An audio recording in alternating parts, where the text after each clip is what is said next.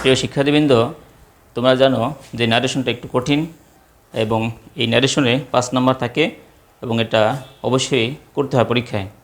তাই তাই এই তোমাদের যাতে সহজ হয় ন্যারেশনগুলো, তাই আমি ধারাবাহিকভাবে বোর্ডের কিছু ন্যারেশন করে দিচ্ছি।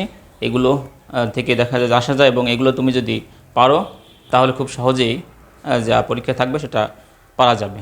তাহলে দেখি আমরা এই যে এখানে যে ন্যারেশনটা আছে সেটা আমরা সমাধান করব।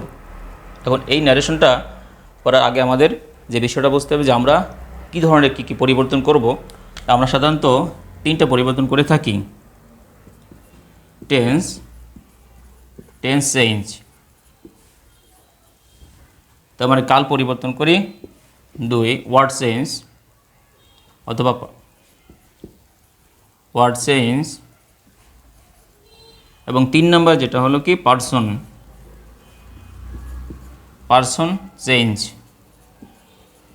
আমরা এই 3 ধরনের পরিবর্তন সাধারণত করে থাকি। এরপর যেটা হয় যে আমরা এই সেন্টেন্সগুলো যে ধরনের বাক্যে থাক না কেন সেটা পরিবর্তন করার পরে অ্যাসার্টিভ সেন্টেন্সে রূপান্তরিত হয়। আসি আমরা এই যে পদার্থ যে ন্যারেশনটা আছে এটা আমরা সমাধান করি এবং ইনডাইরেক্ট ন্যারেশনে পরিবর্তন করি। দেখো আমাদের এখানে বুঝতে হবে যে কে কাকে বলছে, স্পিকারকে লিসেনারকে। তার মানে দেখি যে what is the time by your watch, আপনার ঘড়িতে কটা বাজে। সেড অ্যান ওল্ড ম্যান, একজন বৃদ্ধ লোক বলল। আই সেড ইট ইজ 9:30, আমি বললাম যে 9:30 বাজে। He said I want to go to your house, সে আরও বলল কি যে আমি আপনার বাড়িতে যেতে চাই। উইল ইউ অ্যাকম্পানি মি, আপনি কি আমাকে সাথে নেবেন প্লিজ, দয়া করে। নো আই এম সরি, আমি বললাম না আমি নিতে পারবো না। Because I am going to school, কারণ আমি স্কুলে যাচ্ছি। সেড আমি বললাম। তবে তার মানে এখানে স্পিকার লিসেনার অর্থাৎ কি যে বৃদ্ধ লোকটি, অ্যান ওল্ড ম্যান এবং আমি তাহলে দেখো প্রথম সেন্টেন্সটা যে পরিবর্তন করি। অ্যান ওল্ড ম্যান আস্কড, যদি সেন্টেন্সটা ইন্টারোগেটিভ থাকে তাহলে রিপোর্টিং ভার্ব আস্কড হবে। আস্কড বলছে আমাকে বলছে, এখানে অবজেক্টকে মি, আস্কড মি। এখন দেখো যেহেতু WH ওয়ার্ড দেওয়া আছে তাই WH ওয়ার্ড এখানে বসবে কনজাংশন হিসেবে ওয়ার্ড। তারপর দেখো এখানে এই যে রিপোর্টেড স্পিচের সাবজেক্ট হল কি দ্য টাইম, এটা আসবে। দ্য টাইম এখানে রিপোর্টেড স্পিচে ইজ আছে, তাহলে আমি যার থাকলে সেটা ওয়াজ ওয়ার হবে। দ্য টাইমের পরে কী হবে ওয়াজ বাই।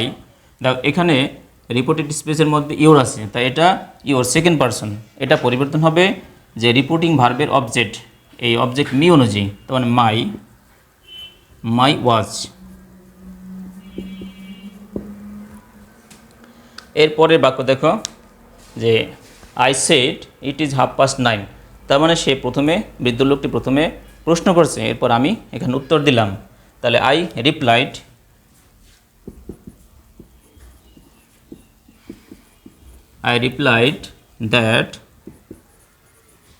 দ্যাট এখানে যে রিপোর্টেড স্পিচের সাবজেক্ট হলো কি ইট, তো আমরা ইট নিয়ে আসি।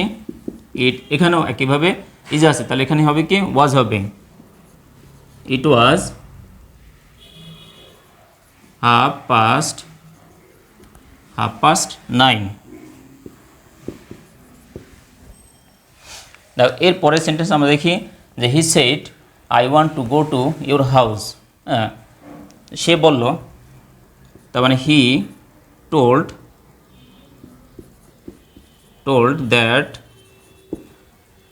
দ্যাট, সে বলল যে, এখানে আই ফার্স্ট পারসন, এটা রিপোর্টিং ভার্বের সাবজেক্ট অনুযায়ী পরিবর্তন হয়। তার মানে কী হবে এখানে হি অনুযায়ী পরিবর্তন হবে।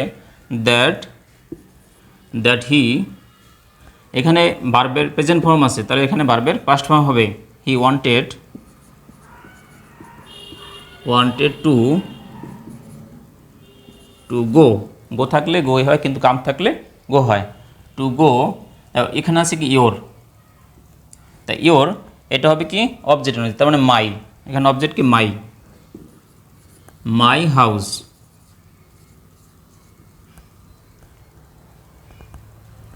এরপর দেখো সে আবার একটা প্রশ্ন করছে যে উইল ইউ অ্যাকম্পানি মি, হ্যাঁ প্লিজ, এবং তাহলে এখানে অ্যান্ড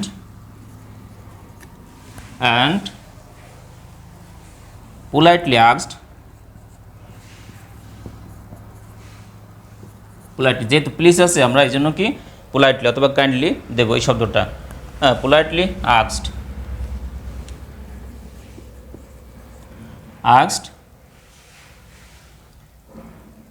পোলাইটলি আস্কড, হ্যাঁ উইল ইউ অ্যাকম্পানি মি, তা দেখো এখানে ইউ হলো কি সাবজেক্ট, তাই না, এটা হবে কি আই, এখানে আছে কি উইল হবে কি would, I would accompany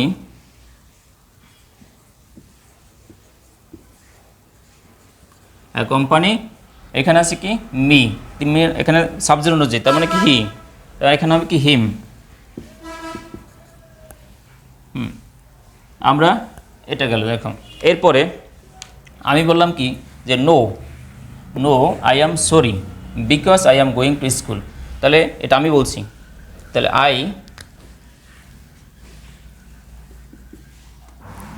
I replied, আগে প্রশ্ন করেছে এবার আমি উত্তর দিলাম, I replied that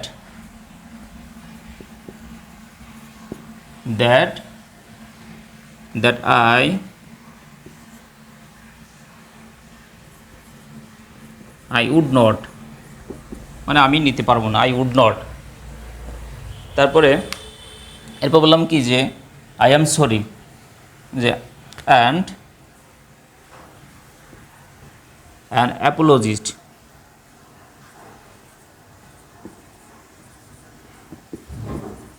I apologized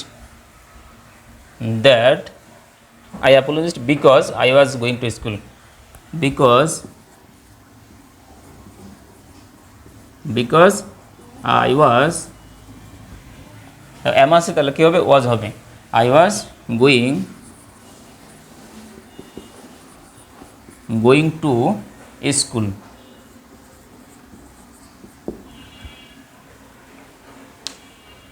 তাহলে আশা করি তোমরা এটা বুঝতে পারছো। দেখো 2 নম্বর ন্যারেশনটা নিয়ে আমরা এখন আলোচনা করব।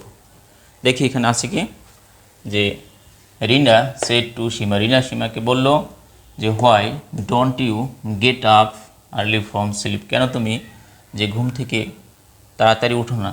সীমা বলল ইট ইজ টাফ, এটা কঠিন, ফর মি মানে আমার জন্য, টু লিভ বেড আর্লি মানে যে ঘুম থেকে ওঠা আমার জন্য এটা খুবই কঠিন। Alas hi it is a bad habit, এটা খুবই খারাপ অভ্যাস, সেট রিনা বলল। If you leave bed early, যদি তুমি যে ঘুম থেকে তাড়াতাড়ি ওঠো, you can enjoy sound health, তাহলে কি তুমি সুস্বাস্থ্যের অধিকারী হতে পারো। ফলো মাই অ্যাডভাইস, আমার উপদেশ অনুসরণ করো। তাহলে দেখো আমরা এখানে একটু পরিবর্তন করি, তাহলে দেখি কী হয়।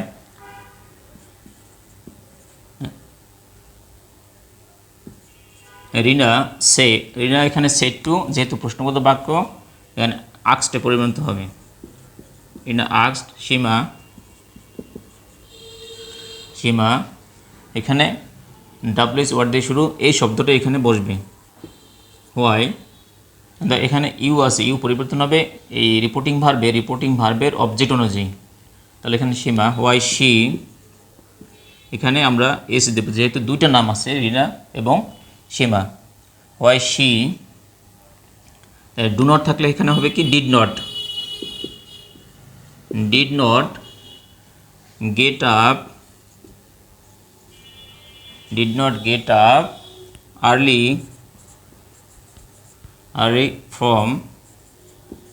From slip.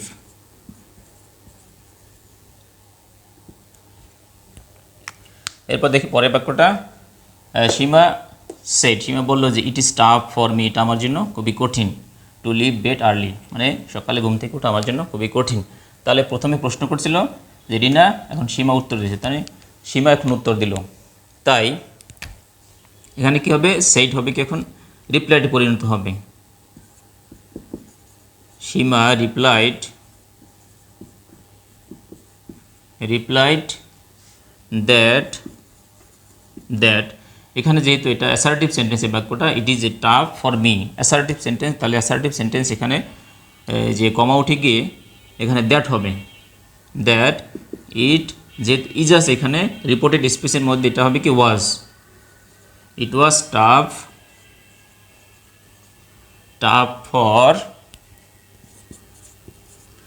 মি, এটা ফার্স্ট পারসন, এখানে যে রিপোর্টিং ভার্বের সাবজেক্ট অনুযায়ী পরিবর্তন হবে, তার মানে সীমা অনুযায়ী হবে। ফর হার, আমরা এখানে ব্র্যাকেটে এস দেব, ফর হার টু লিভ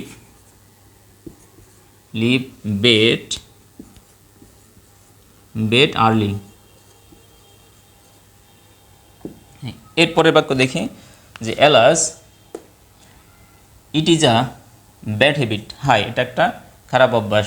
সেইট রিনা, তার মানে রিনা বললো যে এটা একটা খারাপ অভ্যাস। যেহেতু এখানে এক্সক্লামেশন চিহ্ন আছে, তাই আমাদের কী করতে হবে যে এলাসকে এক্সক্লেমড উইথ শরতে পরিণত করতে হবে। তো রিনা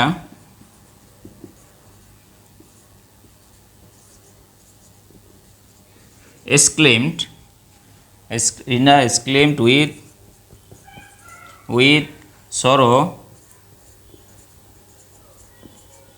that এরপর দেখি কি আছে এখানে, যে it is a tough, that it is হবে কি এখন ওয়াজে পরিণত হবে। ইট ওয়াজ আ very bad habit. It was a very bad habit. এরপরে আমরা পরের বাক্যটা দেখি যে if you leave bed early, যদি তুমি সকালে ঘুম থেকে ওঠো, you can enjoy sound health, হ্যাঁ, তাহলে তুমি সুস্বাস্থ্যের অধিকারী হতে পারো। তাহলে এটাও রিনা বলছে, তাই না? দেন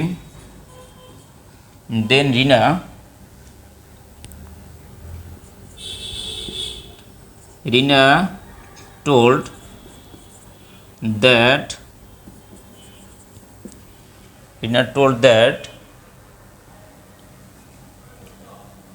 that অথবা রিনা টোল্ড সীমা দিতে পারি আমরা এখানে। রিনা টোল্ড দ্যাট ইফ ইউ এখানে সীমা অনুযায়ী পরিণত হবে। ইফ শি লিভ হলো কি ভার্বের প্রেজেন্ট ফর্ম, এটা ভার্বের পাস্ট ফর্ম হবে।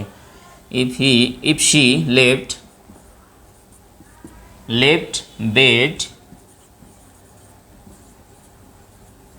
আর্লি, শি মানে কি যে সীমা,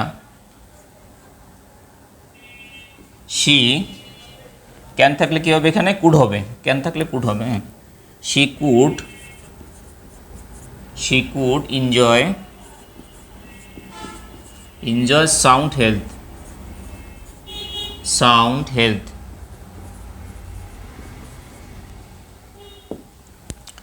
এরপরে ফলো মাই অ্যাডভাইস, হ্যাঁ, তাহলে আমরা এখানে লিখতে কি finally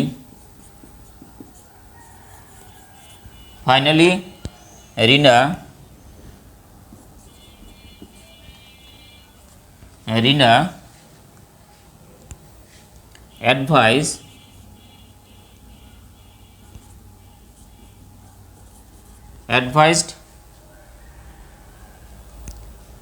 advised her to follow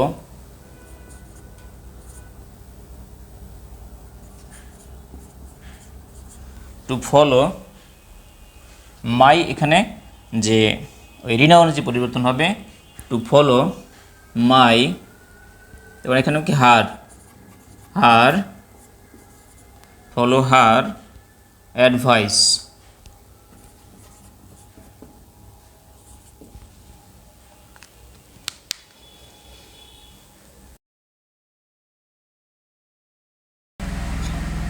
প্রিয় শিক্ষার্থীবৃন্দ, এবারে আমি যে 3 নাম্বার যে ন্যারেশনটা, এটাও বোর্ড কোশ্চেন থেকে নেওয়া, তাই এই ন্যারেশনটাও আমি সমাধান করে দিচ্ছি এবং এটা ইনডিরেক্ট ন্যারেশনে পরিবর্তন বা রূপান্তর করে দিচ্ছি। দেখো, আমাদের প্রথমে কি করতে হবে, দেখি এখানে স্পিকারকে এবং লিসেনারকে আমরা এই দুইটা জিনিস আগে একটু বের করে নিই। গুড মর্নিং রূপা। রূপা said Sohel. Good morning Rupa said Sohel. প্রিয় শিক্ষার্থীবৃন্দ, এরপর যে আমি যে 3 নম্বরের যে একটা ন্যারেশন, এটা বোর্ড কোশ্চেন থেকে নেওয়া এবং এটা যে ইনডিরেক্ট ন্যারেশনে পরিবর্তন বা রূপান্তর করতে যাচ্ছি, তাই তোমরা একটু ধৈর্য সহকারে এই ভিডিওটা দেখো, এটা থেকে তোমরা উপকৃত হবে। দেখো, good morning Rupa said Sohel. Sohel রূপাকে গুড মর্নিং জানালো। এরপরে যে how much preparation have you taken for the upcoming SSC examination. যে আসন্ন যে এসএসসি পরীক্ষার জন্য তুমি কতটুকু প্রস্তুতি নিয়েছ। আ গুড প্রিপারেশন, একটা সুন্দর প্রস্তুতি। রিপ্লাইড শি, মানে রূপা উত্তর দিল। I hope I shall get 90% mark. Rupa বলল যে আমি আশা করি আমি যে 90+ মার্ক পাবো। ইন এভরি সাবজেক্ট, প্রত্যেক সাবজেক্টে আমি 90+, মানে 90-এর উপরে মার্ক পাবো। হাউ কনফিডেন্ট ইউ আর, মানে তুমি কতটা আত্মবিশ্বাসী। সেইড সোহেল। সোহেল বলল যে তুমি খুবই আত্মবিশ্বাসী। তা দেখো, এখন আমরা এটা পরিবর্তন করি। তাহলে সোহেল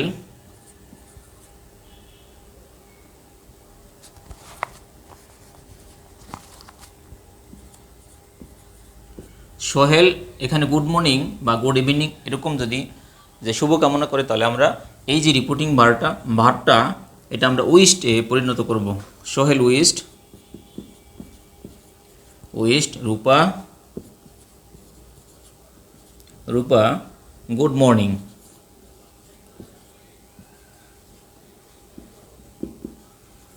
সোহেল উইস্ট রূপা গুড মর্নিং, মানে সোহেল রূপাকে যে সুপ্রভাত জানালো। অ্যান্ড আক্সড, এবং প্রশ্ন করল যে হাউ মাচ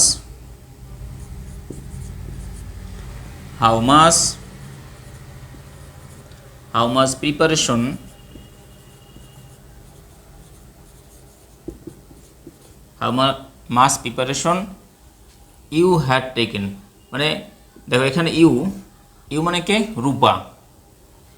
তার মানে এখানে তোমার সাবজেক্টটা এখানে নিয়ে আসতে হবে আগে। তার মানে শি হ্যাভ থাকলে যে ইনডিরেক্ট স্পিচে হ্যাড হবে। শি হ্যাড, আমরা জানি হ্যাভ হ্যাজ হ্যাডের পরে ভার্বের পাস্ট পার্টিসিপল ফর্ম বসে। Had taken for the upcoming SSC exam.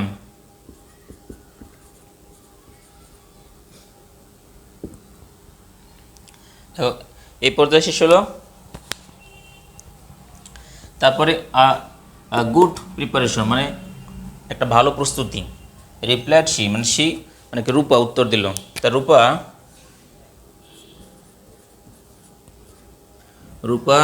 Replied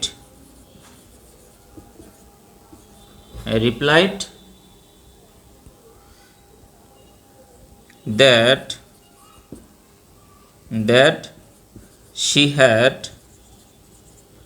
had taken she had taken a good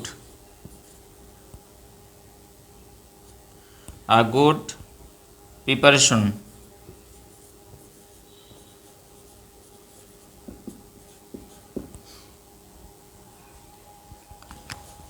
দেখো এ গুড প্রিপারেশন মানে এটা সংক্ষেপে আছে, তাই আমাদের এখানে যে এই যে হ্যাভ টেকেন এটা পূর্ববর্তী সেন্টেন্স, এই যে হ্যাভ টেকেন এখান থেকে নিয়ে আসতে হবে, কারণ তোমার একটা সেন্টেন্স লিখতে গেলে তোমার সাবজেক্টের পরে ভার্ব লাগবে, ভার্ব ছাড়া তো সেন্টেন্স হয় না। তাই আমরা এরপর দেখে বলছে কি যে I hope I shall get 90+ mark in every subject. তার মানে এটা কে বলছে, যে রূপা বলছে।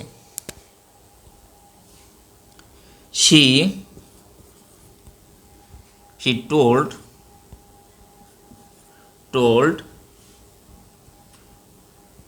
that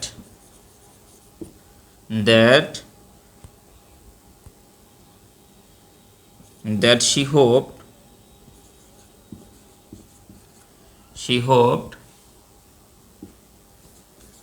she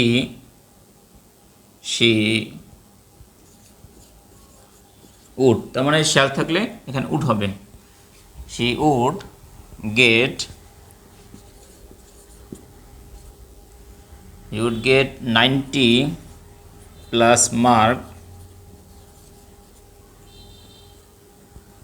marks in every subject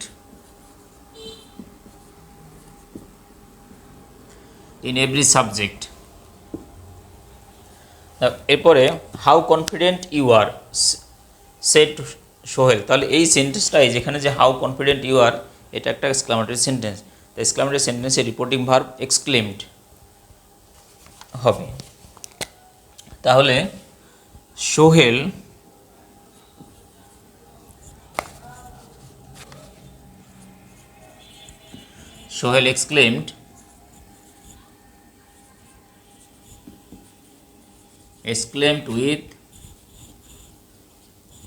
exclaimed with wonder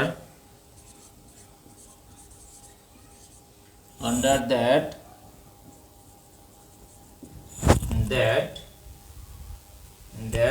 you এ মানে কি রূপা, that she আর এখানে আর আছে, আমরা জানি আমি যা থাকলে ওয়াজার হয়, she was very confident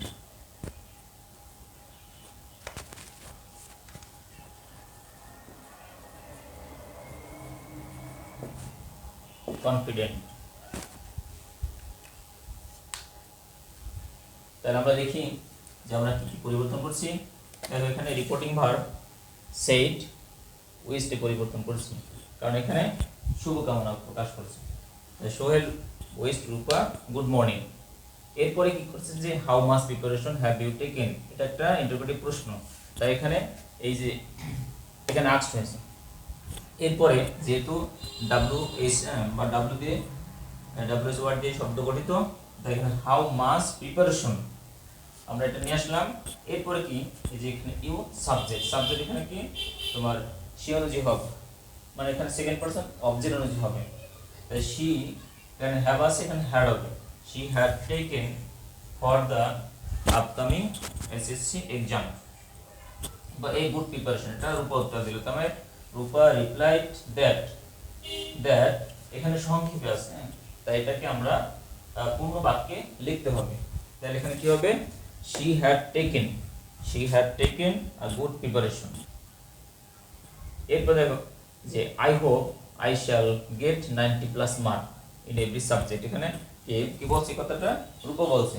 তাই she told that she hoped, সে বলল যে সে আশা করে she would get 90+ mark in every subject। এরপরে এই শেষের যে কথাটা যে how confident you are said Sohel বলে যে তুমি কতটা আত্মবিশ্বাসী। তার মানে Sohel exclaimed with wonder that, এখানে ইউ সেকেন্ড পারসন, তাই এটা অবজেক্ট অনুযায়ী, তাই রূপক বলছে, তাই শি ওয়াজ ভেরি কনফিডেন্স, এখানে যেহেতু আর আছে আর আমার এখানে সাবজেক্ট শি, শীত পরে কি ওয়াজ হয়, ওয়ার হয় না, শি ওয়াজ ভেরি কনফিডেন্ট। আশা করি তোমরা এটা বুঝতে পারছো।